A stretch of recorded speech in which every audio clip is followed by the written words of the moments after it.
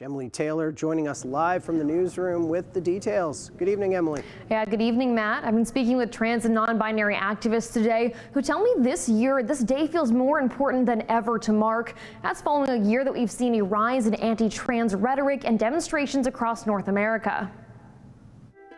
The first Trans Day of Remembrance was recognized on November 20th, 1999, the year after Rita Hester, a black trans woman, was killed in her home in the United States.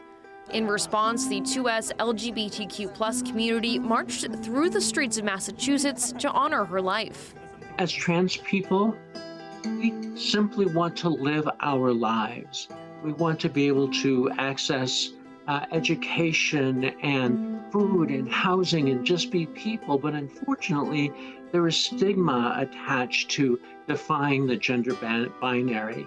And unfortunately, too many people have paid the price with their lives for daring to cross gender boundary lines.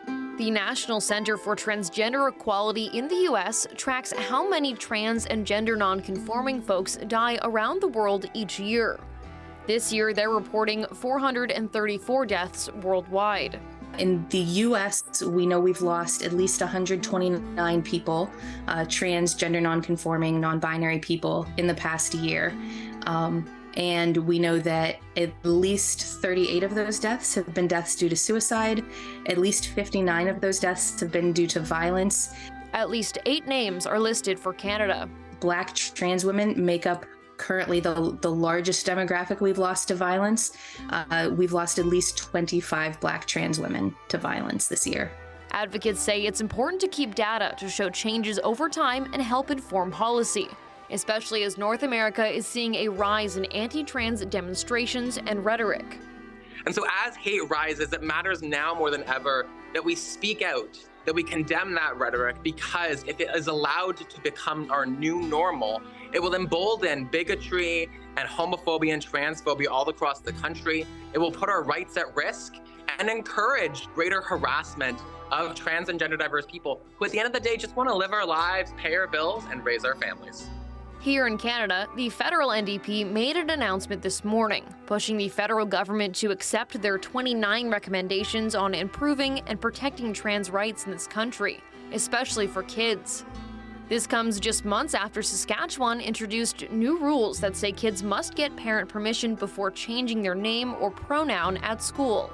New Brunswick is eyeing a similar law. And to make sure that the government recognizes that so many trans people across our country are still at risk. That's why we have a day of remembrance.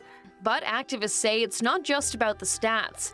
Each number represents a real person who lost their life. Maybe they were someone's beloved daughter or son. They had a best friend, they had a partner.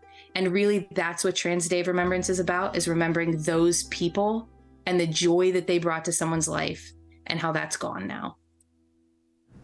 A number of commemorations and candlelight vigils are being held right now, right this evening, right across Canada and the U.S., all with the goal of bringing the trans, queer, and ally communities together.